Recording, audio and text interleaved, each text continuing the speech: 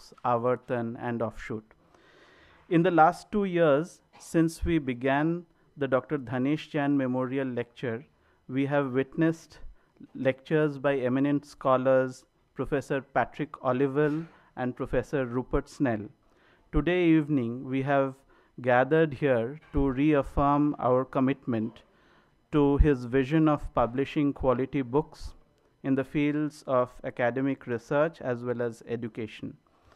We are deeply honored to have amongst us one of the most prominent scholars of South Asia, Padma Shri Professor Ganesh Narayan Das Devy, who will deliver the third memorial lecture today on language hegemony and the making of India in the last 3 millennia.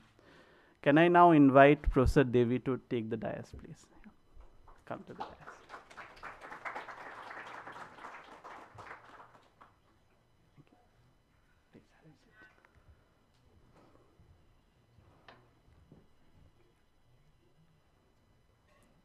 Could sit. It's in the middle, so.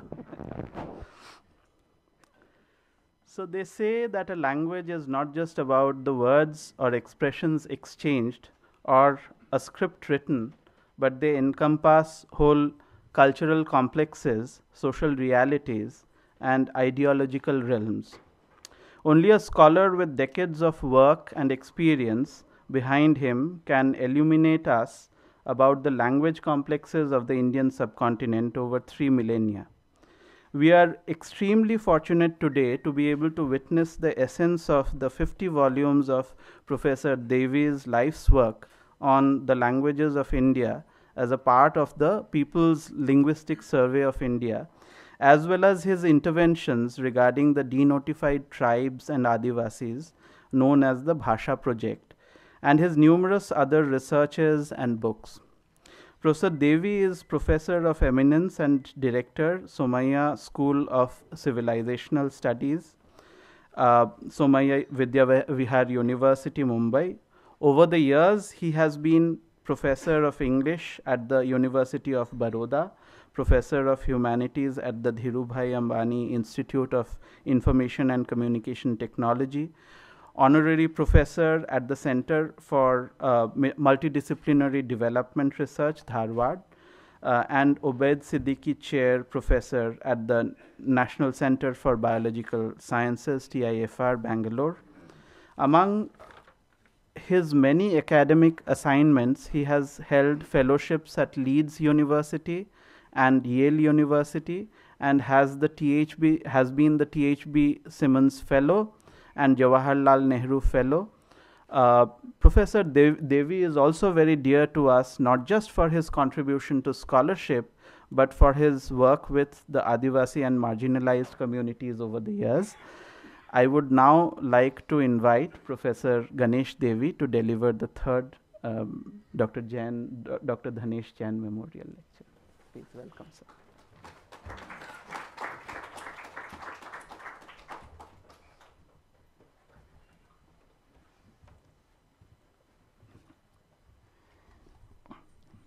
The members of the Jain family, my host, Dr. Prasun, who is anchoring the Primus, imprint of Ratna Sagar, ladies, gentlemen, all eminent persons in this audience. I need not say that I feel extremely honored and privileged to be invited for this lecture, the third memorial lecture for Dr. Dhanesh Jain. I say this because if one were to look for a single iconic book on Indo-Aryan languages, it is this book, produced by Professor George Cardona and Dr. Dhanesh Jain. 2 decades ago, and it still retains its place of eminence and is being used all over the world. If there is one Indian scholar whose work is so sincerely and deeply valued in the field of this particular language family, it is Dr. Jain. But that is an academic achievement which makes him absolutely outstanding, but there's something more to his personality, and that is, despite being an outstanding academic, he opted for stepping into another field which transformed the school education in this country by producing the Ratna Sagar books, facing a very stiff competition from the satraps in the school publishing field, such as the Oxford University Press, and created an iconic brand for what he was doing.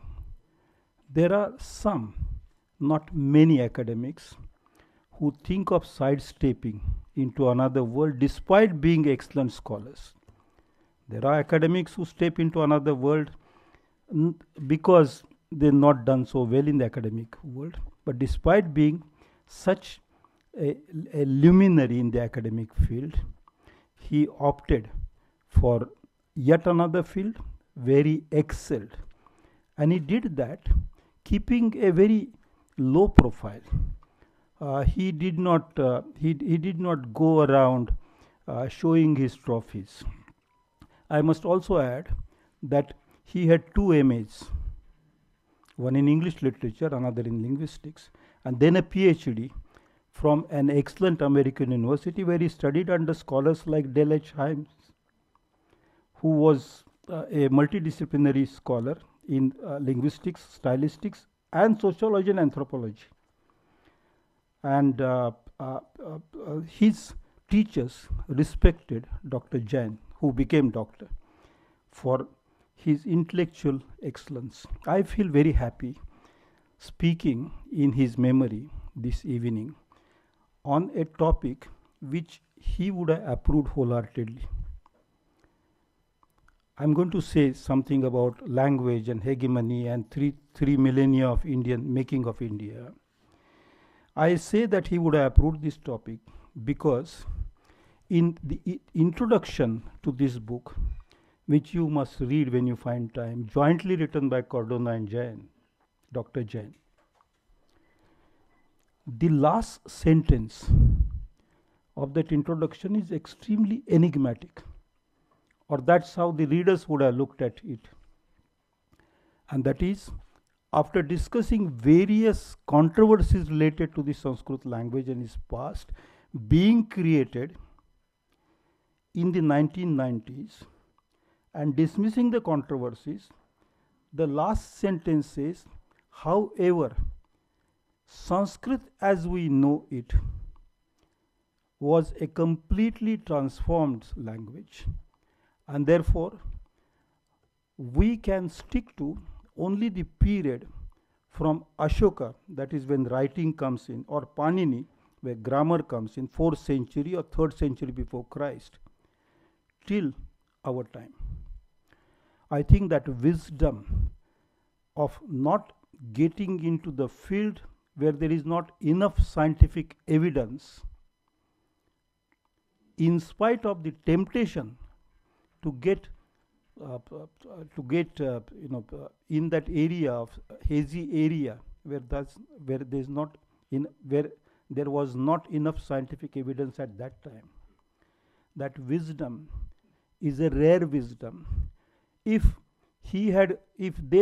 Cardona Jain had claimed that this book contains an entry on Sanskrit from the very beginning till now, the world would have still accepted this book as a very valuable book. But there was the humility that only the wisest scholar has in dismissing what is not scientific and accepting only that which is rational.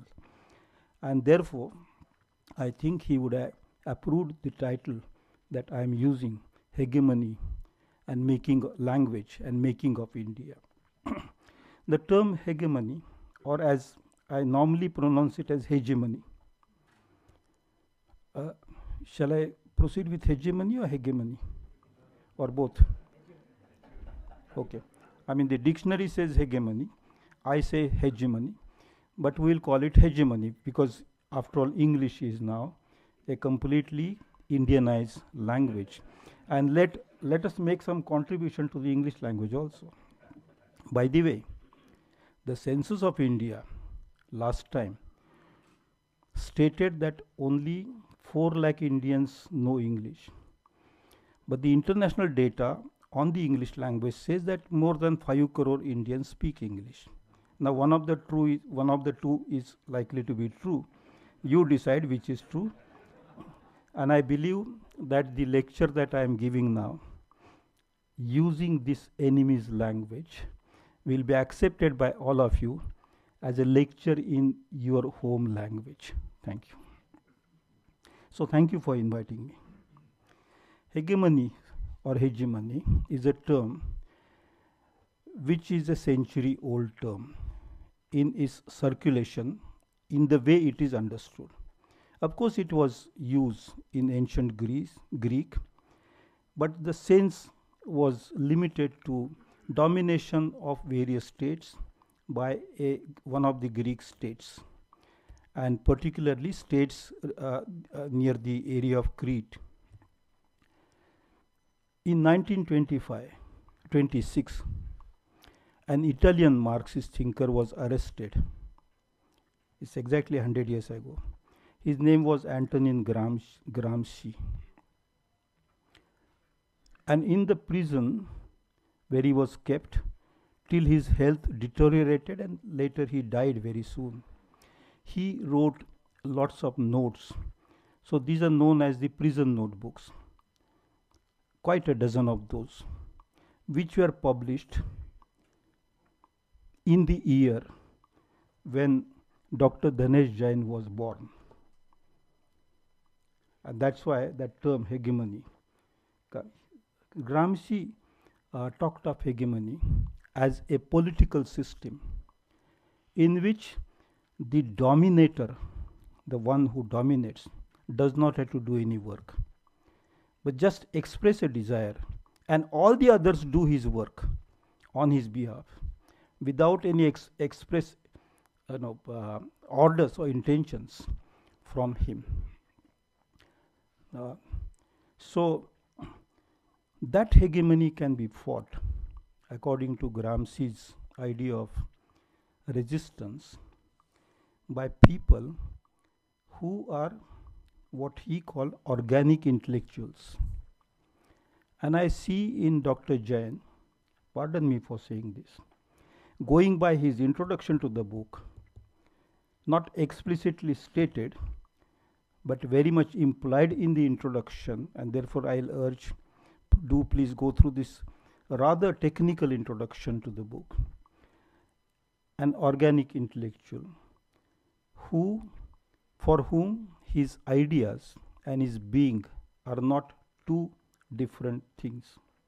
As W.B. Yeats said in one of his poems, how can you tell a dancer from the dance? The moment the dance ends, the person is no longer a dancer. The dancer and the dance are organically linked. That's the organic intellectual, organic artist, organic thinker. It is in honor of that life of organic thinker that I would like to place before you my observation about the Sanskrit language first. Sanskrit, as you call it, we people in Maharashtra call it Sanskrit because we do not know in India till today whether the original pronunciation was Kru or Kri. It's the same with Yajna and Yagnya. But we all think that we speak Sanskrit when we, in our own pronunciation. It's all right. We all know that this language had a tremendous impact on the languages of this subcontinent. I shall very soon mention what existed prior to Sanskrit. But this impact is so much that when India became independent and the Constituent Assembly debates took place on the eve of independence, there was one member of the Constituent Assembly from Bengal who pleaded for making Sanskrit the national language of India. When he was making that speech, and you will find this in the Constituent Assembly debates, when he was making that speech, a very powerful plea, make Sanskrit the national language of India. When he was making that speech, one of the members of the Constituent Assembly stopped him and said, tongue in cheek, why don't you make this speech in Sanskrit? Now that could not be done, and therefore we got Sanskrit listed in the 8th schedule of the Constitution, but not as the national language. Now the prestige of that language, nearly 1,000 years after the language had ceased to be language in operation, language in circulation, somebody is pleading in the Constituent Assembly of a country which won its freedom through hard struggle for making Sanskrit. It's almost like somebody in England asking for Latin to be made the national language of England. The prestige of Sanskrit, unmatched. And how did Sanskrit gain that prestige? We know that the people who spoke Sanskrit initially did not use weapons to convert people to the use of Sanskrit. We also know that not many of the scholars of Sanskrit during its heydays were kings, they were not rulers. What then made Sanskrit this language of prestige? I was curious to find out how many at the very beginning, actually how many Indians spoke Sanskrit. And therefore I looked at the population figures. Now I must also immediately mention the period which I am referring to. The Rig Vedas considered to be composed sometime around the 14th century before Christ. That's 3,500 years before our time. So the overall population of South Asia at that time, considering that, there is a scholar called Dyson who's done this historical population statistics. So considering the population of South Asia, because at that time it was not India, Bangladesh, Sri Lanka, Pakistan, therefore I'll call it South Asia if you like, or just call it this part of the world, which is the easiest way to describe where we are. So the total, considering the total population of this part of the world, the Sanskrit speakers during the times Rig Veda was being composed they were much less than 1%. A figure of about 4,000 can be attached to that. That is the highest imagination. People from 1400 till about 1100 before Christ, who gradually, sequentially advance from an area that is now described as the Eurasian steppes down south and then towards east in what is now described as Afghanistan, towards what is now being described as Punjab.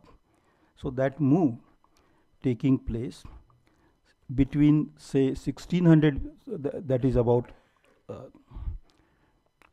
3,600, 700 years to 3,500 years before our time, not more than 4,000 persons. How many of them would be poets? I mean, in this august audience of say 100 or so, there may be about 2 poets. I fear the number might be larger. But how many of them compose? Their names are known. The families of the rishis are listed. We know that Rigveda is organized in terms of the families of the rishis who compose this. A few families, a few persons, they bring a new tongue to this area. Why do I say a new tongue? In my school days, I always thought that the ultimate first language in India was Sanskrit, and nothing before that existed. But as I grew up and read more on anthropology and history of environment and climate and agriculture, I now am sure that humans, and genetics of course, humans migrated, Homo sapiens. There were other human-like animals, the Neanderthal, the Homo erectus, but they migrated, the Homo sapien, absolutely the stupidest among the animals, because that animal describes itself as the most intelligent, Homo sapien. No other animal has done it, but migrated to this part of the world some 65,000 years before our time. Did they have language? All of the physiology, that is the development of your physical organs here, because none of the speech organs are made for language, neither teeth nor tongue nor throat nor nose, but humans actually learned to use this and produced a system of signals, symbols, language.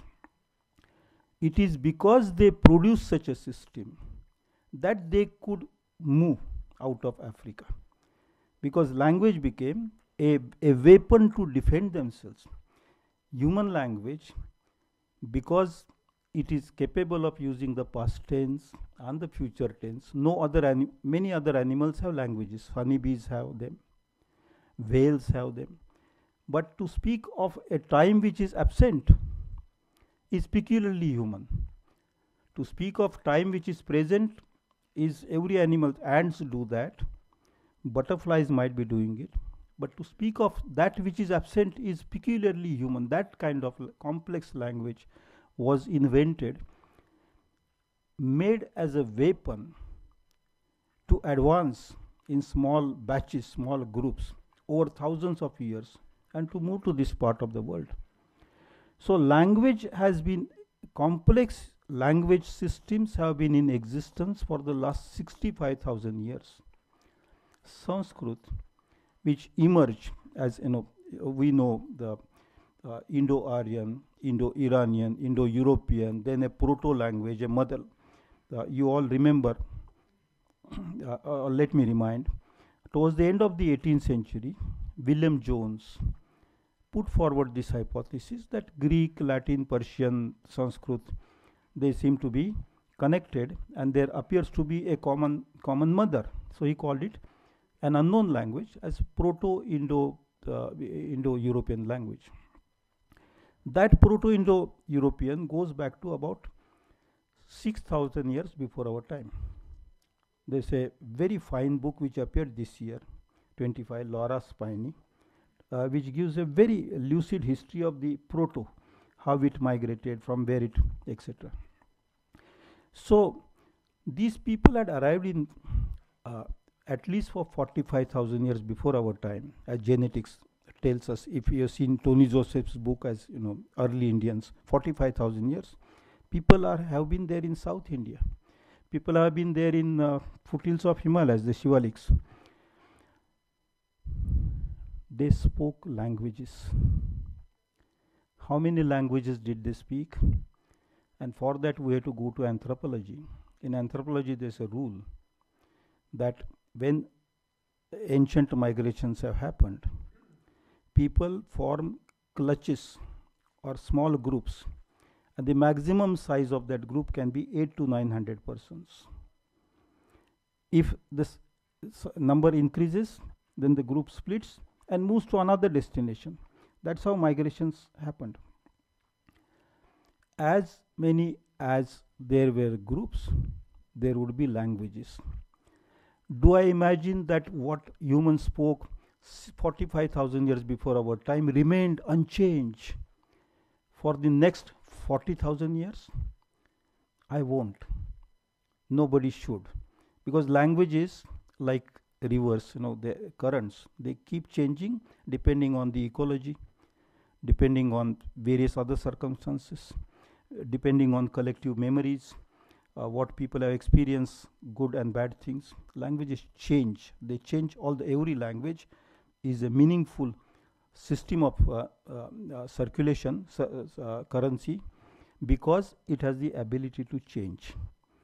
If it were made steady, like portraits stuck to a wall by nails, a language will cease to mean anything at all. Every word acquires new meaning every second time it is used.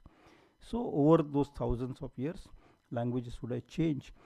And as many groups camped in all parts of India, so many, let me call them villages, before cities emerged.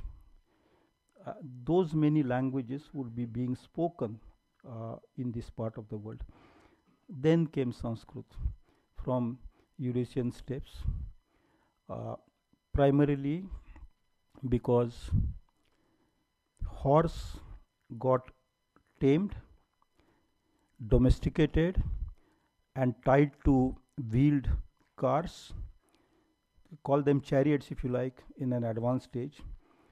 And it is these vehicles, horse-driven cars, made it possible to counter an enemy with greater ferocity, speed, and accuracy.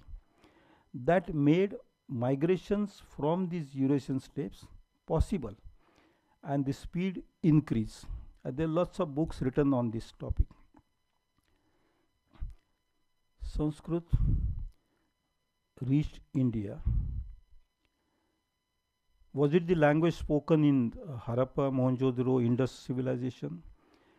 Often those claims are made. This book dismisses those claims.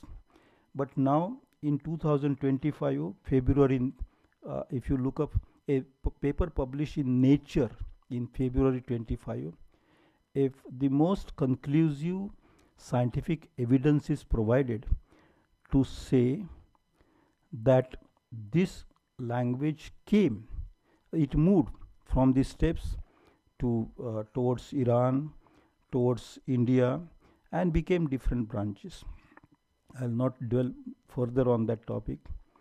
I'm happy that Cardona and Jain mentioned this, because it was in the 1990s that this debate erupted once again, after it had erupted in 1890s in France and Germany. And the 1890s France and German debate resulted in Hitler's belief that Aryans were a pure race. While Aryan was name of a language and not of a people, William Jones's claim of Indo-Aryan language was not claim about a population, but about a language. It was name of, he used it as a name of a language and not name of a people. And the very people do not use the very language for an extended period. I mean, if you revisit your own past generations, you will notice that before 5 or 6 or 7 or 8 generations, your ancestors used some other language. So language and people cannot be identified like blood group and people, or genes and people, or something like that. Sanskrit arrived here, and it produced absolutely fabulous literature in the form of the Vedas. It was oral. Writing was being developed at that time outside India, but writing was not adopted in India immediately, and I will try to state the reasons for that.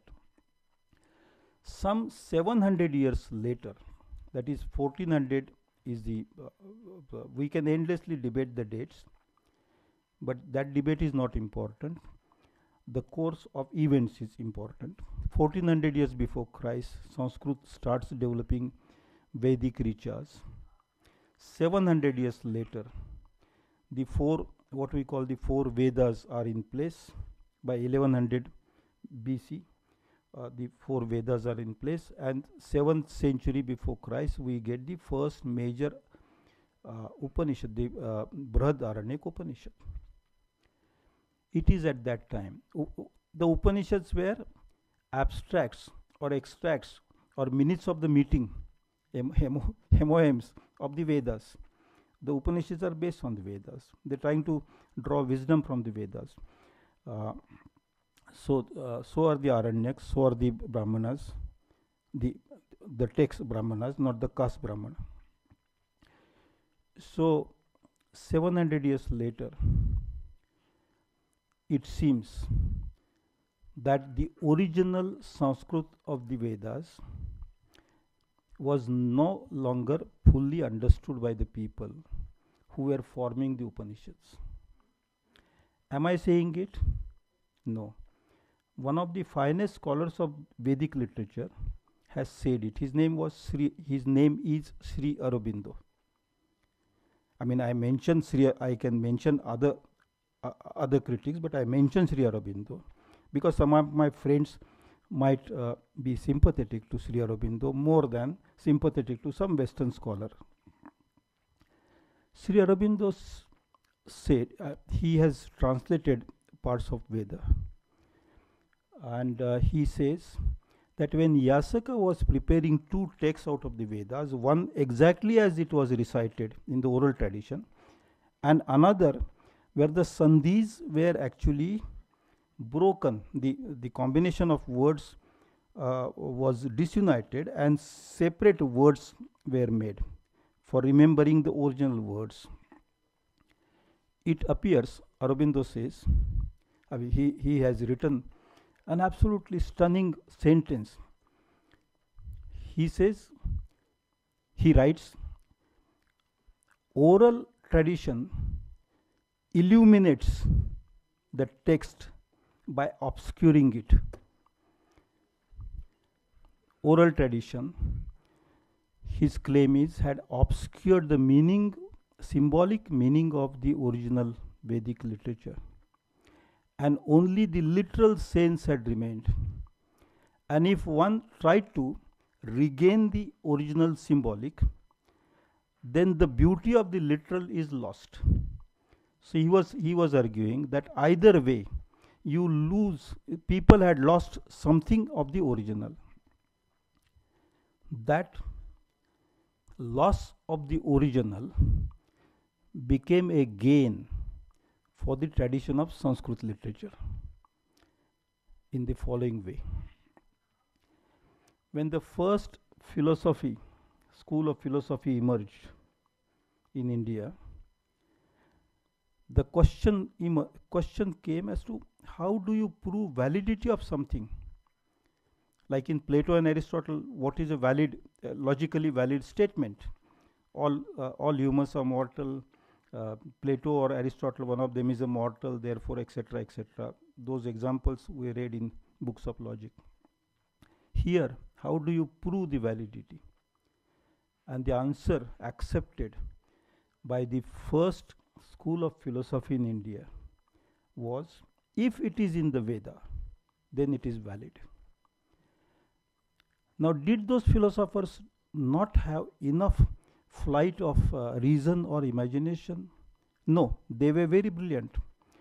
But by then, the belief had set in that in the Vedas, though we don't understand it, means I am talking of the 5th or 6th century before Christ, 2500 years before our time, even if we don't fully understand what the Vedas are saying, because our ancestors have used that as a form of worship, as a form of magic, as a form of keeping us together, as a form of remembrance, then there must be a great divine strength in them. Despite knowing the families of the Rishis, the Vedas got to be counted as apaurushaya. While you know the names of the authors, Still, these were shown, I'm not saying these were seen, these were shown as texts without any known human author, apaurushaya. The prestige of a text which is not, I mean, you imagine if today suddenly somebody in India says, I am not biological, but I am, the prestige of the person will go up. Because all humans are born out of mothers and fathers. So here is apaurushaya text, and therefore inviolable. It cannot be questioned. Whatever it says, even though we don't understand what it says, is true. And that became the cornerstone of schools of logic in this country. A text which gains prestige,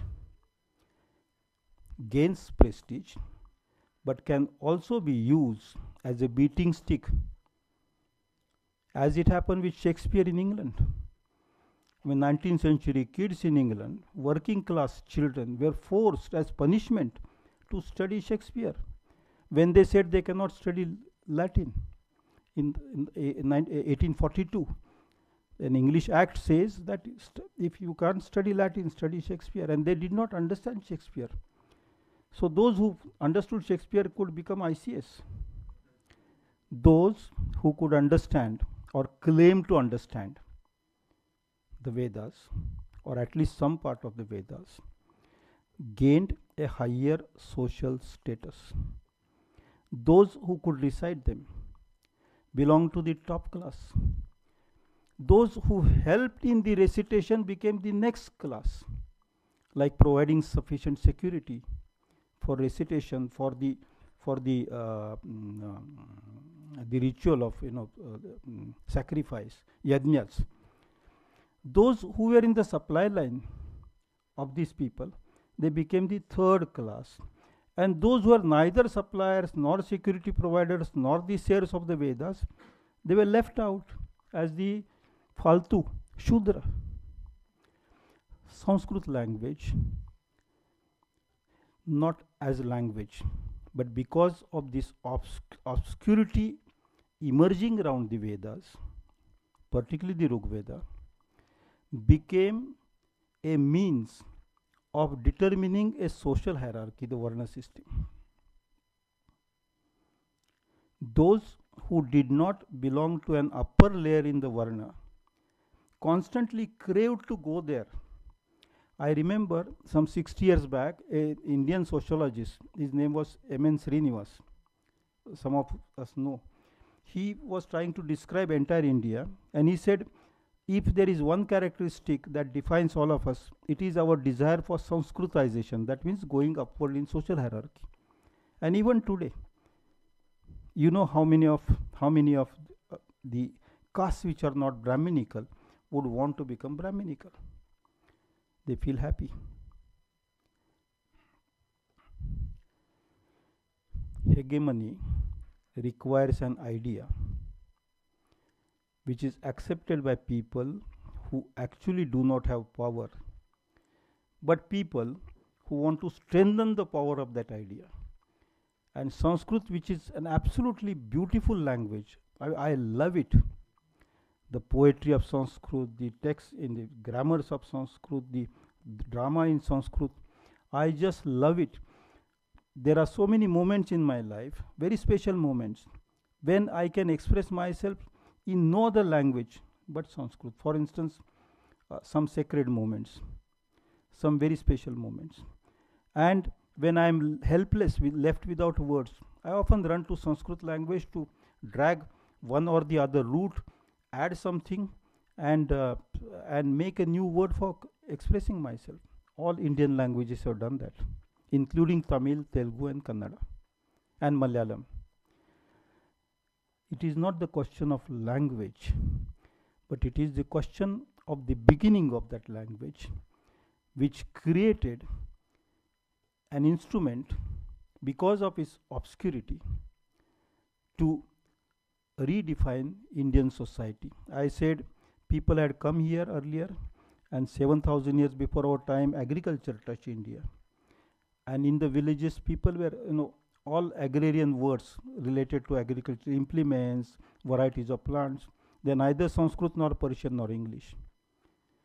They did not draw upon Sanskrit for the agriculture, but the Sanskrit language became a shining example of reputation and esteem. Hegemony was accepted. Let me add very briefly, at that time, were there only local dialects? The answer is no. I mean, if you look at this book, you will find that in areas where thinkers like Gautam Buddha operated, geographical areas, there were mighty languages which could anchor deep philosophies. None of us will refute here that Buddhist philosophy is as deep as Vedic philosophy. And in order to create that philosophy, you need a rich language. In just a village dialect, you cannot create great philosophy overnight. There were other languages. Did they acquire the same kind of reputation? No. For Buddha and for Mahavir Jain, though their literature was written first, as far as writing is concerned, it is the Jain text which came into writing first, and then came Sanskrit text into writing. They were remembered orally. This is, I am going to 3rd century. Andrew Ollett has done excellent work as to which language went into writing first. It's worth listening to him. Maybe next year you invite him for this lecture. Buddhists and Jain thought had legitimacy as thought, but did not have any association of great magical charm. Hegemony of Sanskrit cannot be compared with what happened to Buddhism and Pali and Jainism and Pali and so on.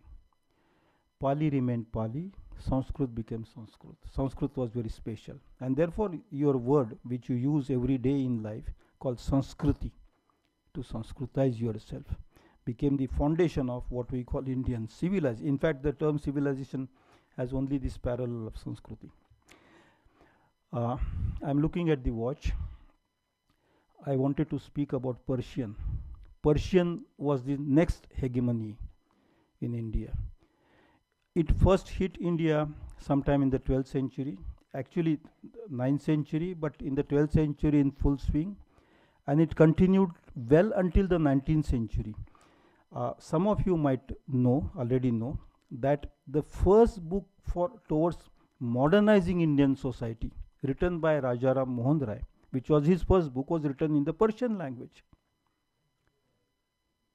He was saying that let's think of all gods as equal gods. He wrote it in Persian. A great advocate of the English language writes a book in Persian. So all the way from 12th century to the end of the 18th century, Persian dominated. So many millions, not millions, tens of thousands of words of Persian we imbibed. In my mother tongue Marathi, we don't have word for paper. We use kagaz. I don't know which word you use in Hindi for paper. We don't have word for ink. We use in Marathi shahi. We don't have word in Marathi for book. We use pustak or kitab. These are all Persian words. I mean, I can go on. Rose. Rose means not a rose is a rose, but every day. Persian. Hundreds, tens of thousands of words of Persian we imbibed. But Persian brought with it an idea of love, which captured the imagination of India. It came through Sufism. It did not bring the idea of mysterious God. It brought in the idea of mysterious love, which can cure anything. Social evil, mental, psychological, spiritual. Love became the heart of that hegemony, and people accepted that. The Marathi people are extremely sorry. I am overrunning the time, but let me complete this point. Shivaji, who is claimed by many people as Hindu king, he was Hindu, of course. he wrote his letters to Aurangzeb using Persian language. And he did not feel uneasy doing that. Persian gave Indian society a new opening, bringing in a tremendous efflorescence of Bhakti movement and a kind of beginning of a modern Indian sensibility. Indian modernity goes back to Bhakti period. And the last of the Bhaktas, not the, of course there are some contemporary Bhaktas, but last of the real Bhaktas were Rabindranath Tagore, who translated Kabir, and Mahatma Gandhi, who brought Narsi Mehta, Vaishnav Janto Tene Kahi, and Aurobindo Ghosh, whose name I mentioned. And these were the last of the Bhaktas. Persian created a counter spirituality, a different order of society, and it helped Indian saints in particular. It did not force, it actually it did not induce, it inspired Indian saints to fight the Varna system. This was the second hegemony, a different kind of hegemony. The third and the last, English. When the British landed in India at Surat, Sir Thomas Roe came. Not a single Gujarati understood any English word. Not an Englishman, single Englishman understood Gujarati. They had to employ a set of translators. They had from Gujarati to Persian translation, from Persian to Armeniac, from Armeniac to Portuguese, and Portuguese to English. And for writing the, Sir Thomas Roe applied for license for trading in 1601. He got his final reply from Jahangir in 1617. 16 years of translation time for getting a simple license. I mean, today our life is much better. We can get a license in 3-4 years time here.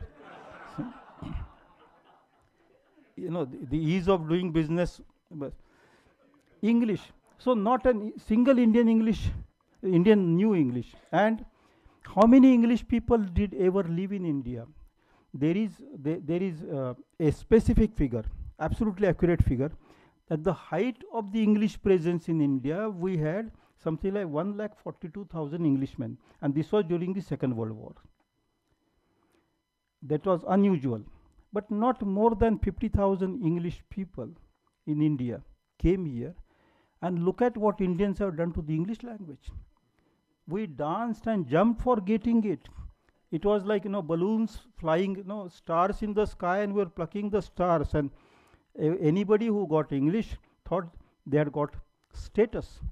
So with Sanskrit, if we call Sanskritization, the parallel term with English is modernization. Yes, if a daughter-in-law did not speak English, she was pichdi hui. And if she spoke English, even some smattering, both advanced. Third, hegemony.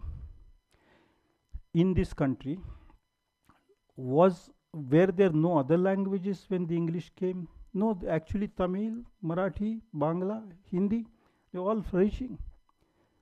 But the same prestige never got attached to Tamil or to Hindi. 3 different hegemonies.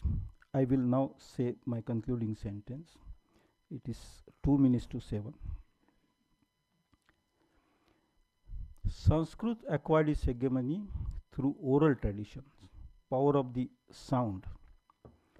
Persian came here and it acquired hegemony not through sword. Please don't make that mistake. It's a completely wrong idea.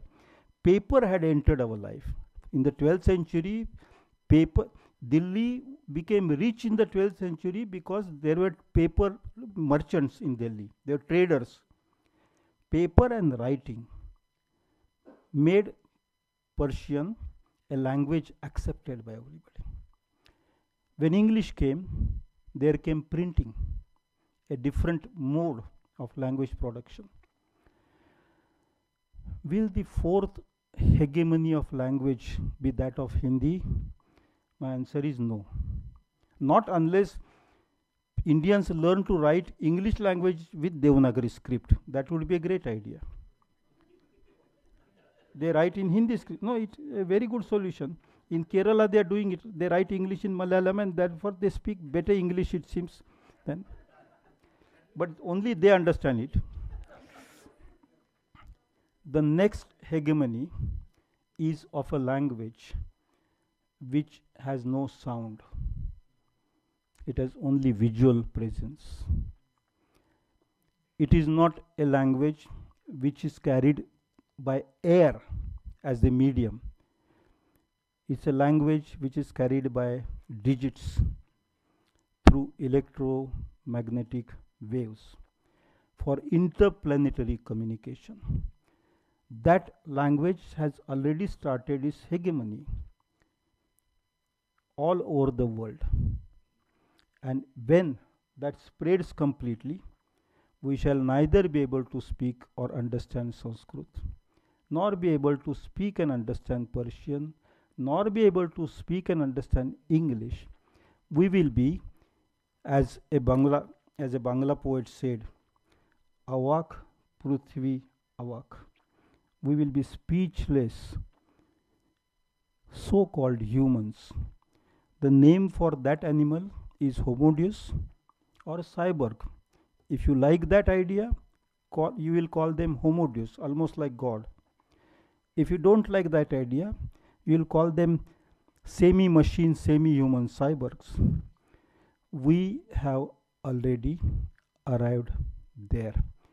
And in order to rescue human speech and human language from the newly spreading hegemony, we need to understand the nature of hegemony of language in the past in a dispassionate manner, in a very detailed manner. Then alone we might be able to defend at least some of our languages and at least some of the wisdom that we inherited over the last 70,000 years, which has come to us through tremendous labor that millions or billions of human brains have contributed to making this present system of symbols a useful and a meaningful currency.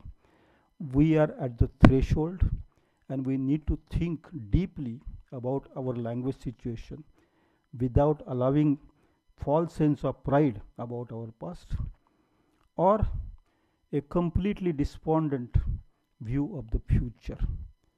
Thank you so much.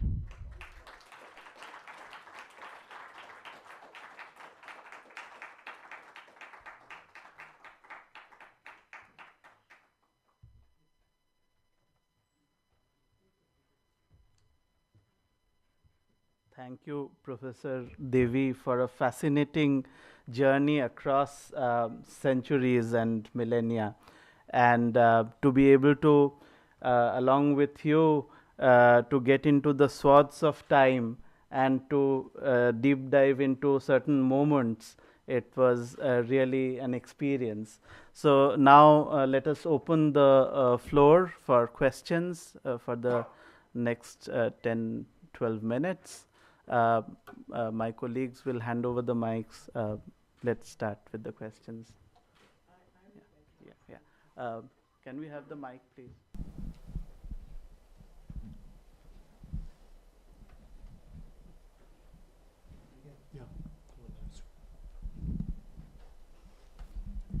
Namaste, I'm Kavita Sharma. Your fourth hegemony. Well, yeah, a little bit maybe in the realm of fancy, because after all, when you do all the digital whatever, it'll have to have, how does the content go? It can't be just one, like a Morse code. It'll have to have some content, right? So that will mean some language, whether you're sending messages in email or whatever you're doing, even interplanetary. It has to be some language. So would you want to elaborate on that? Thank you, Kavita.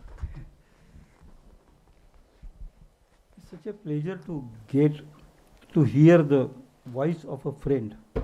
Thank you. Recent research on learning patterns of children and what is happening to the human brain goes to show that the Broca's lobe, the that part of the brain which helps us to analyze the world through sound, has started developing great fatigue in the process of evolution. I mean, it's not in my hands or your hands or India's problem or China's problem. Is what is happening to the species. And the prefrontal cortex is more active. That is, humans will prefer increasingly, if not overnight, but quite rapidly, signals coming through visual forms rather than oral forms. Now, the languages as we are known are all sound-based oral analysis system. The visual forms, I mean, we already know. I learned with some difficulty that you are not supposed to say thank you, but you're supposed to, I think, show something like. I mean, for quite some time I did not know why. Because in my time as a child, showing this means illa, no, yes. Hindi mein angutha dikhana. There was a proverb actually, but the meaning has changed. The visuals are replacing sound signals very rapidly, and these visuals do not have linguistic boundaries as languages we knew had, because they are universal in nature. Of course, there will be local dialects.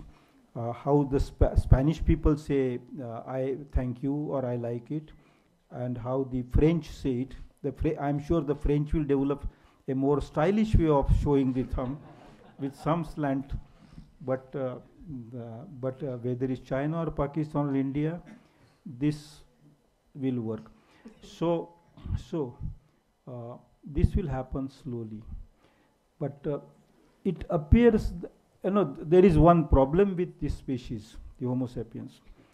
I mean, this is of course well-known Darwinian theory that when there is diversity, then alone evolution is possible.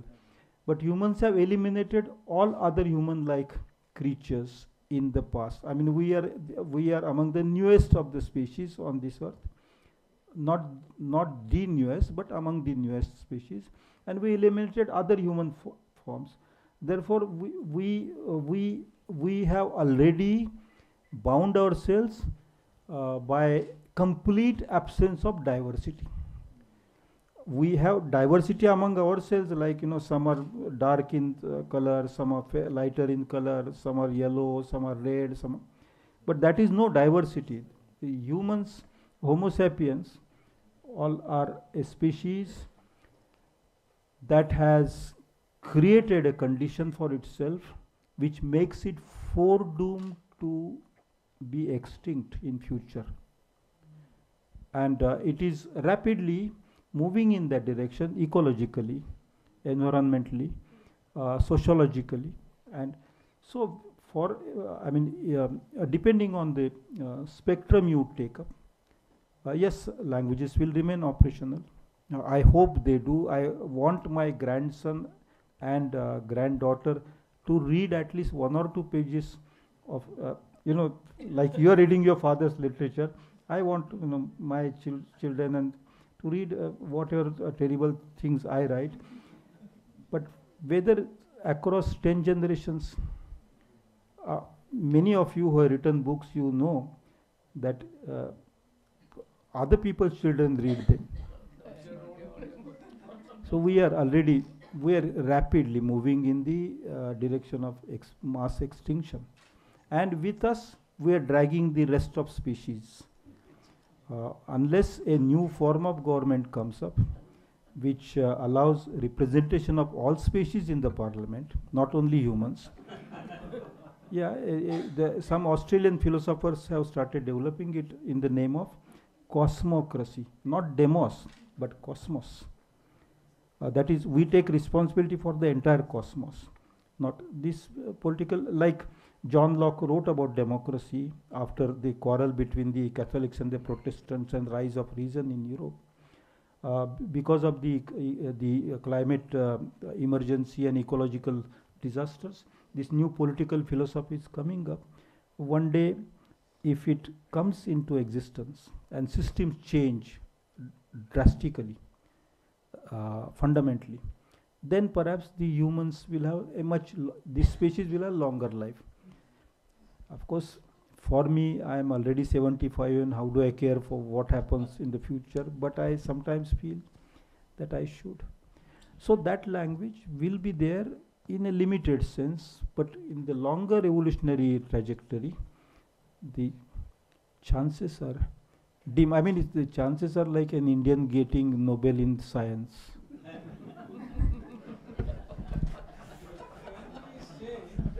Sorry. Can we then say that we are currently at the threshold of a interplay of various hegemonies and the consequent attempt to give a citadel of a position which may ultimately lead to a new system of castes, as we saw initially, as you said? Are we there at the threshold of that?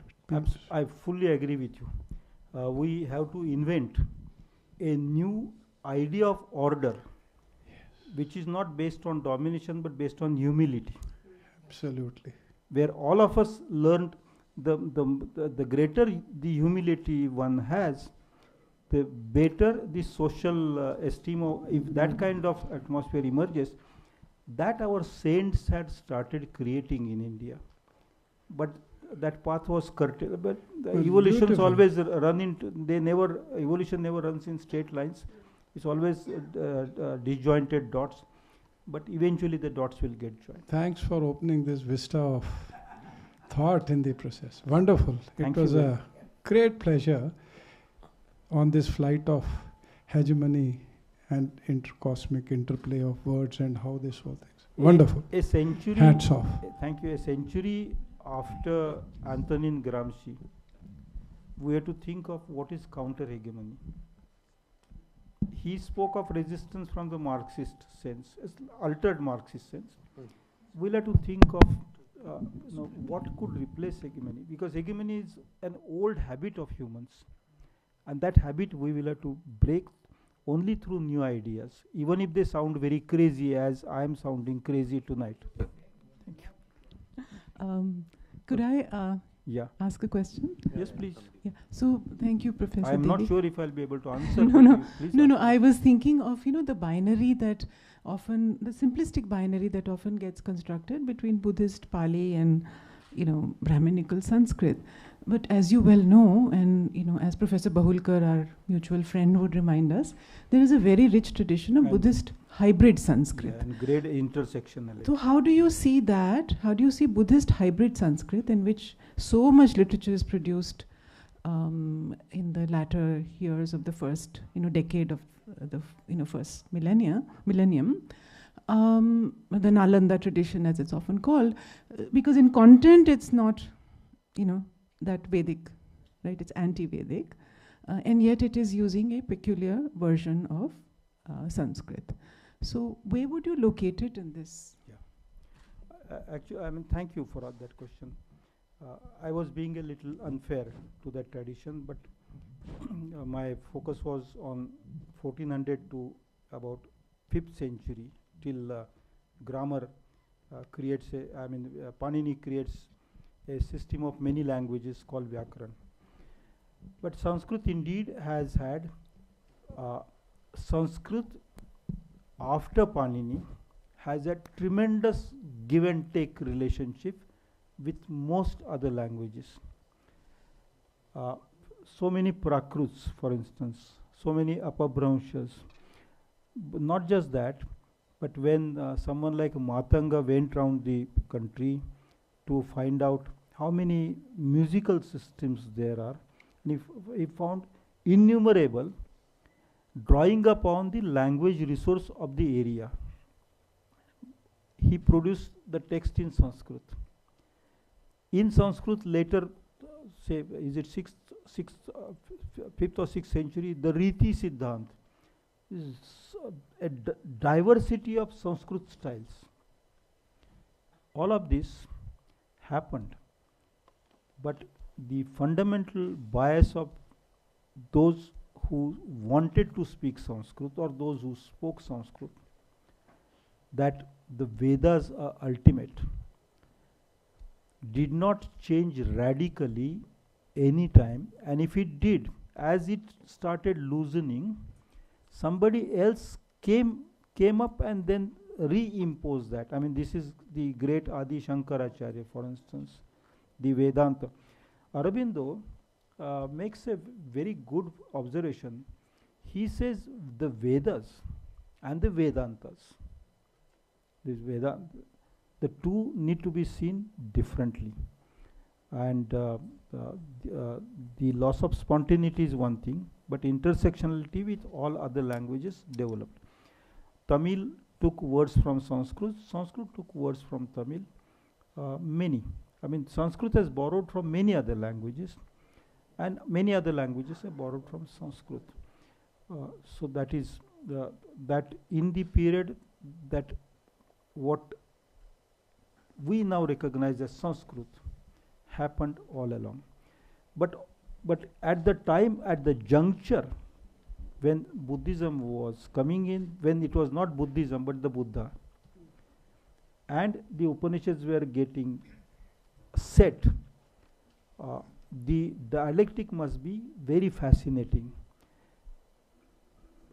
But the records of that dialectic are not enough for us to write something at length about it or think at length. Ambedkar tried to do that in some of his last books. But beyond that, I draw a blank.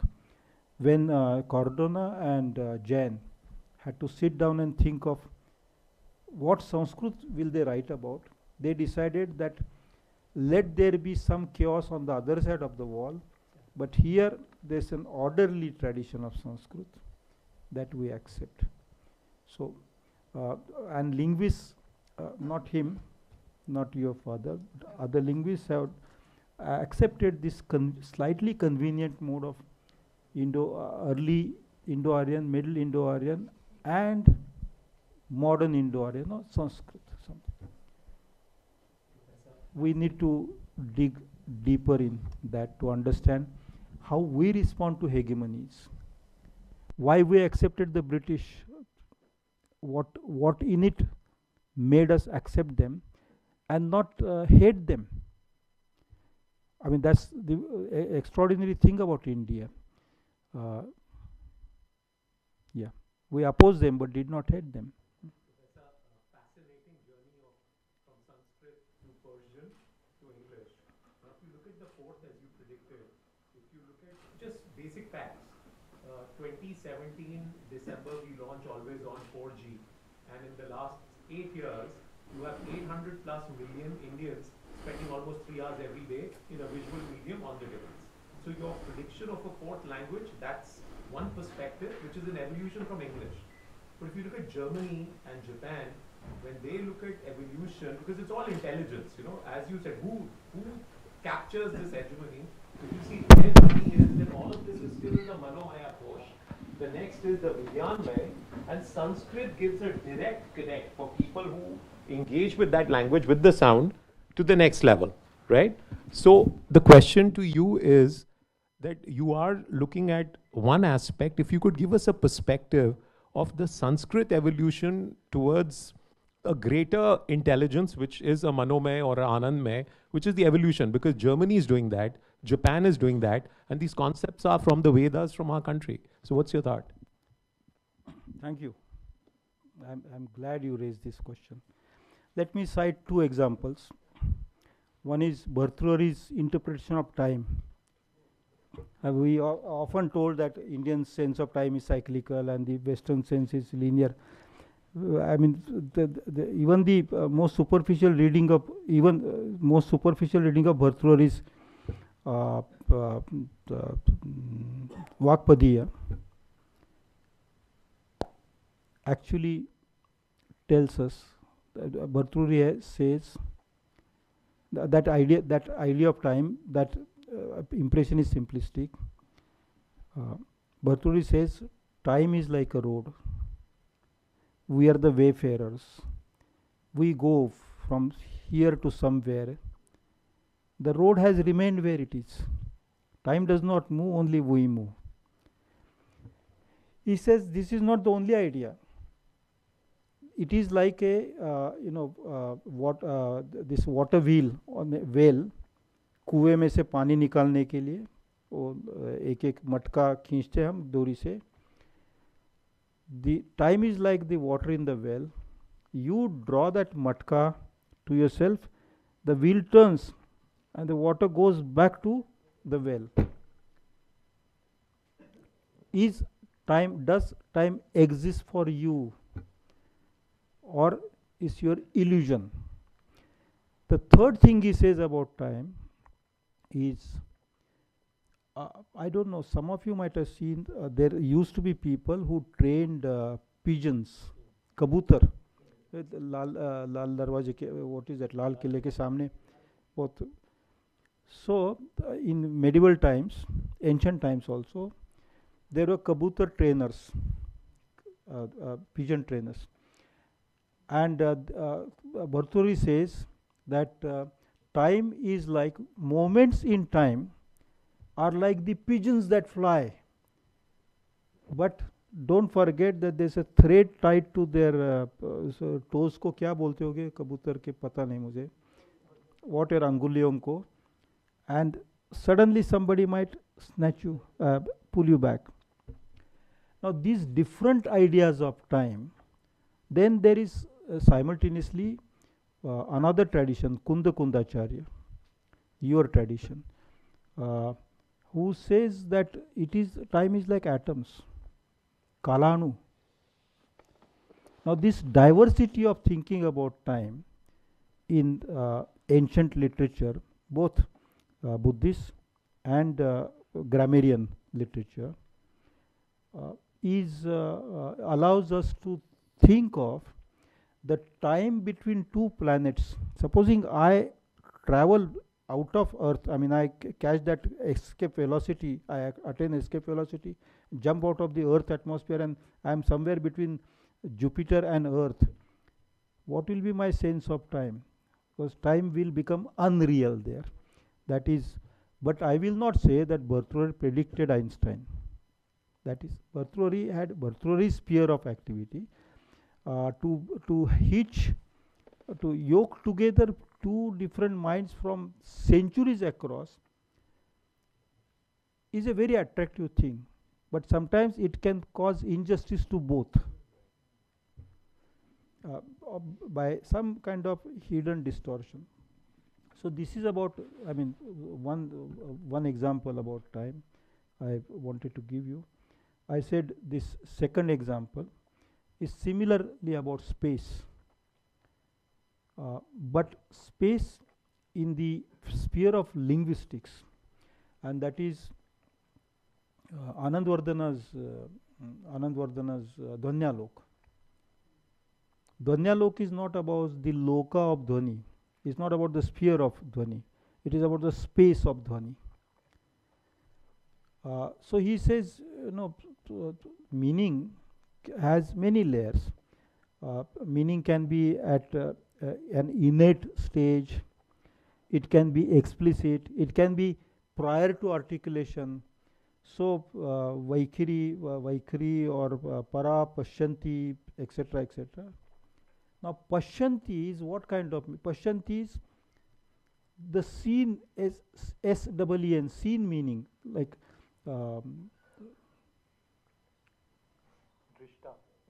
yeah.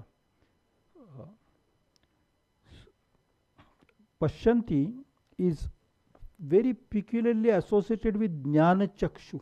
Jnana Chakshu. In the Gita, there is a verse, Vimuda nanu pashyanti pashyanti Jnana Chakshusha. The fools, not fools, the confused ones will never be able to understand, but only those who see with Gnana Chakshu, not the real Chakshu, not the real eye, but the whatever that, I don't know what it is, Jnana Chakshu.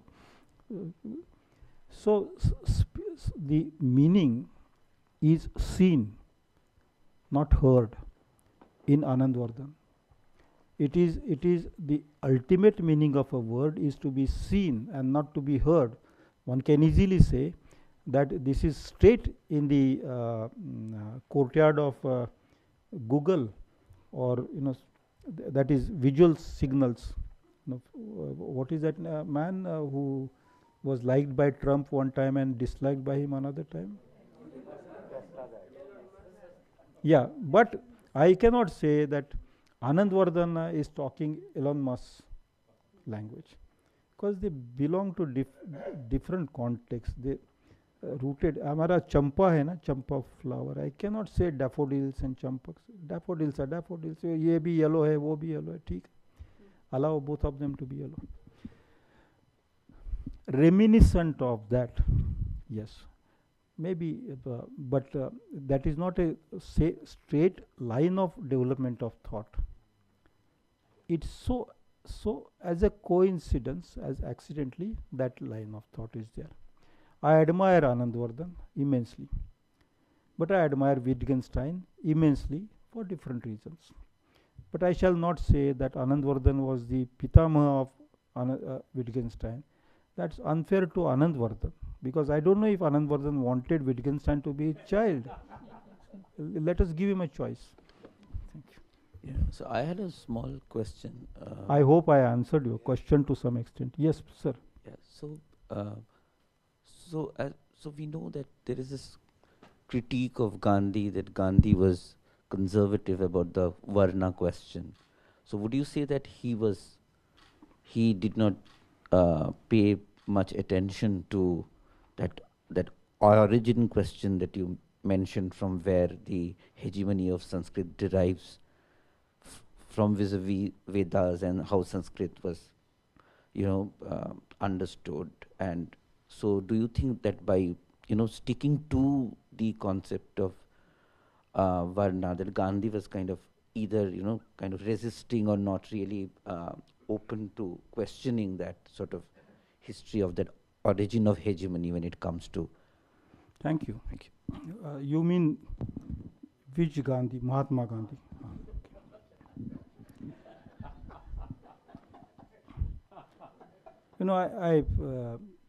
I mentioned Raja Ram Mohan Rai writing in Persian, saying Allah, God, Ishwar, they all similar. That was the seed idea of Brahmo Samaj. The Arya Samaj decided to move away from that idea and made Veda or Vedanta as the others as peripheral. Gandhi brought back this bhajan, Raghupati Raghava Rajaram Pat Ishwara Allah Tirunam. Or he spoke of Patita Pavana. He spoke of to understand the pida of others is the essence of pida parai janere. Vaishnava janato ten. So he was not defending Vaishnava, he was defending knowing the pida of others. And if we go to the Karachi resolution of 1931, which is, this is very interesting for each one of us. This is exactly a year after the Dandi March. He sits down in his own handwriting, he writes a resolution, which then the Congress passes that year, which subsequently became the foundation of our fundamental rights in the Constitution, where all are equal. Recently, I heard Harshmandar interviewing Rajmohan Gandhi on Gandhi's stand in the light of the question that you raised. And Rajmohan Gandhi said, Rajmohan Gandhi is a truthful scholar. It's very rare in scholarship, field of scholarship. He's a very, he doesn't drag facts to his view. So he said, no, Gandhi wanted India for all as equal people. Now that is the extent of Gandhi's fight against Varna. Ambedkar was more explicit. Ambedkar's focus was caste, and therefore he had to hit at Varna. Gandhi was against hierarchies of all kinds. I mean, unless this man had a deep faith that hierarchy is an evil, he would not have gone to see Queen Elizabeth half naked. He would have respected, अभी देखिए किसी को पद्मश्री या पद्म भूषण देते हैं और राष्ट्रपति के पास से सम्मान तो कोट पहन के जाते हैं ना, for the form's sake. This man was so radical that he did not follow even that form in the times when the Queen was really most powerful. It's another thing that that debate between Ambedkar and Gandhi happened in the light of the elections and constituency reservations, and it deepened, the divide deepened. It is possible that we looking at Gandhi sometimes through the prism of Ambedkar's love for the oppressed, defense of the oppressed. I respect Ambedkar tremendously. I mean, after Buddha, Ambedkar is one great man. After Kabir, Gandhi is one great man. Kabir was a weaver, Gandhi was spinning. They both made the texture of this country. Buddha asked questions and Ambedkar asked questions. They made the questioning, the conscience of this country. We need Buddha and Gandhi, Ambedkar and Kabir. All four make the square within which my India is situated. Thank you. Sir, एक जिज्ञासा है मेरी sir. सबसे पहले तो मैं प्रणाम कर रहा हूं कि हम पाली प्राकृत के जो विद्यार्थी हैं उनके लिए आपने बहुत सी प्रेरणा दी है, लेकिन जैसे जब आप कहते हैं कि संस्कृत 1% लोग जानते थे, तो उस समय 99% जानने वाले लोग प्राकृत के थे। और अगर हम 99% आप स्वयं स्वीकार करते हैं कि उस समय 1% लोग संस्कृत जानते थे, तो 99% लोग प्राकृत को जानने वाले थे, और उसका कंट्रीब्यूशन हम लोग किस तरह से भूल सकते हैं। आप देखिए कि संस्कृत में जो पोएट्री है उसमें 45% प्राकृत के एग्जाम्पल दिए जाते हैं।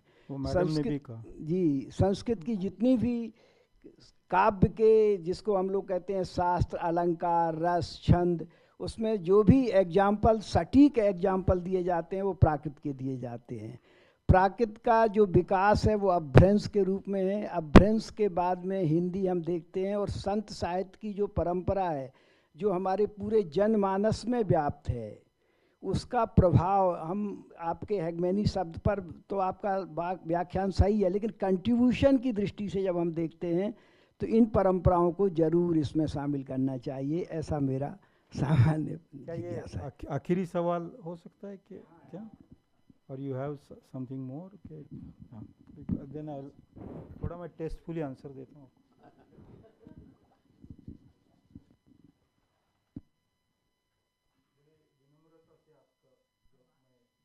चाहता हूँ 1% और 99% ये सीधा गणित है। वो थोड़ा 33% आप तमिल, प्रोटो तमिल के लिए छोड़ दीजिए। और सुनीति कुमार चटर्जी बहुत बड़े विद्वान थे, लेकिन महेश्वर नियोग थोड़े got sidetracked because of Suniti Kumar. और की क्या भाषा है उसके बारे में हमारे देश ने चुप्पी स्वीकार ली। The Indo-Aryans had not reached initially, वो यमुना ने दिल्ली, पंजाब गंगा, आसाम तक देयर वे अदर लैंग्वेजेस, उसके बारे में तो उसके लिए 33% आप छोड़ दीजिए, बाकी का इलाका प्राकृत का, यानी 32% मैं स्वीकारता हूँ। और आपकी बात सही है, most of the narrative literature in Sanskrit is of Prakrit origin. एक तो महाभारत के आरंभ में या आदि पर्व में लिखा है, ये गाने वाला कोई से एक आश्रम में आया था, वो एक कोई बहुत उग्र रूप में था और बच्चे घबराए थे, लेकिन उसने कथा कहना शुरू किया। फिर बच्चों को लगा ये बहुत अच्छी कथा है, और आगे बताइए। ही सेड अष्टादश सहस्राणि अष्टादश शतानि च हम वेत्ति शुको वेत्ति संजय वेत्ति वानवा। शुक की एक कास्ट है, संजय तो घोड़े वाला था, आप जानते हैं, और ये जंगल का, यानी एक आदिवासी, आज के ज़माने में कहे तो एक ST SC और OBC, 3 लोगों को 8,000 पंक्तियाँ पता थी। That is what the Mahabharata से। महाभारत डजन से ST SC OBC, मैं थोड़ा ओवर सिंप्लीफिकेशन कर रहा हूँ। Mahabharat itself is a composite corpus of stories drawn from many languages, जो महाभारत ने खुद ने ही कहा है, और इसके साथ साथ Brihat Katha Sarit Sagar, the ocean of stories,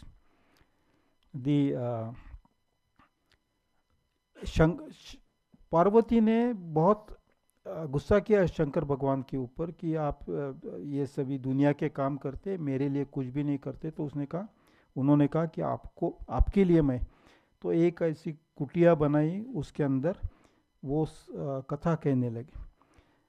तो उनके जो 2 असिस्टेंट थे, उनको लगा कि पार्वती को क्या कहते होंगे, इसलिए उन्होंने कान लगाए, eavesdropping. Parvati heard, Parvati sense 2 people are listening to this. ये मानव नहीं थे, दानव भी नहीं थे, दैत्य भी नहीं थे, उसके अदर बीच में ही थे।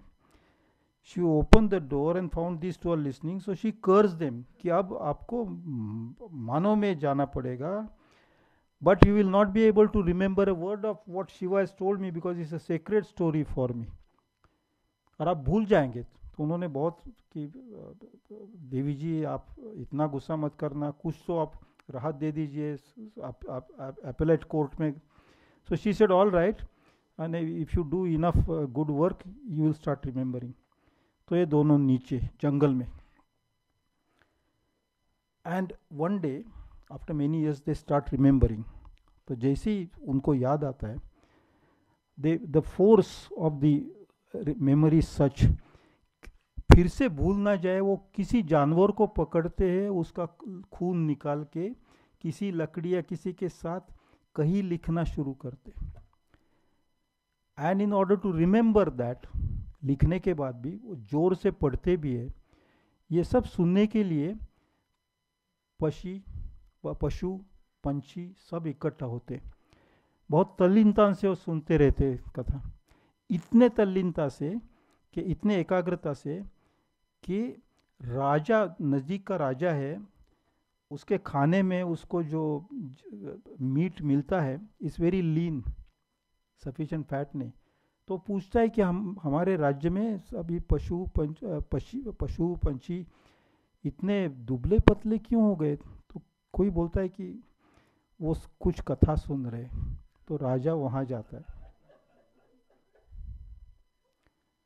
And then he rescues those stories. Actually these people are burning, एक एक करके लिखते हैं, बोलते हैं और जला भी रहे, ऐसा कुछ है। The half burned story saved became the कथा सरित सागर। अब जंगल में ये जो भाषा बोल रहे हैं वो जंगली भाषा, वो तो देव भाषा नहीं थी, it was a Prakrit. The foundation of all all narrative literature in India is Prakrut. The framework, the casing of all narrative literature in India is Sanskrit. तो एक तो केक है और उसका केसिंग है। आप आप केक वाले हैं, संस्कृत वाले केसिंग वाले, लेकिन संस्कृत का सौंदर्य अद्भुत है। इतना ही है कि प्राकृत का उस सौंदर्य उससे जरा भी कम नहीं है। इसलिए मेरा आप सबको विनंती है, कहना है, सभी भाषा के प्रति प्रेम रखें, अंग्रेजी के प्रति भी प्रेम रखें, हिंदी के प्रति भी प्रेम रखें, लेकिन कोई भाषा अगर ज़्यादा मगरूरी करती है तो उसको हटाना चाहिए। दक्षिण के मेरे दोस्त यही कहते हैं, हिंदी बहुत अच्छी है, सुंदर है, प्रेमचंद भी है उसमें हमारे राग दरबारी वाले भी है, लेकिन अगर वो साउथ पे राज्य करना चाहेगी तो उसको हम विरोध करेंगे।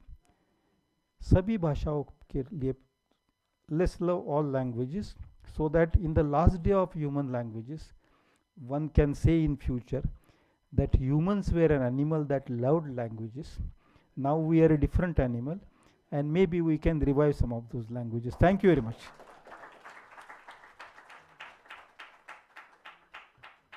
Thank you, Professor Devy, for sharing your thoughts with us.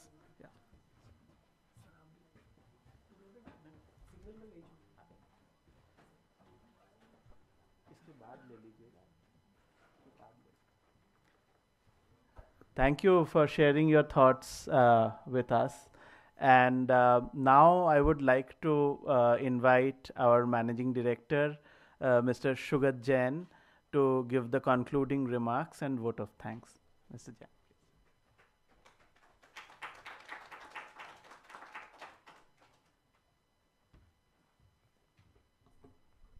First of all, I would like to thank all of you for making this lecture what it is. It won't be possible without all your support and being here. Definitely, Professor Devy, I've been trying to think of, how should I try to even probably summarize and thank you for your wonderful talk in a line or two, and I'm at a complete loss because personally I found it at so many different layers and probably a couple of layers which you purposely left unsaid. So I thank you very much, and it was a very interesting, enlightening, a very fresh perspective on so many things for all of us to learn about. And definitely it spoke of your scholarship and your wisdom of so many years of research. Thank you so much, and thank you for your very kind words for my father and what he's achieved. I would like to thank Mr. Verma, who literally set up Primus with Dr. Jain. And he initiated with my mother this whole lecture series. It was actually the idea of my father, but then probably he could not live to execute it. He could not be around us. Thank you, Mr. Verma. Thank you, Prasoon, for making all of this happen. He's helming Primus now. And thank you, Abhijit, Vijay, and the rest of the Primus team for making all of this possible. Thank you once again. Thank you, Professor Devy.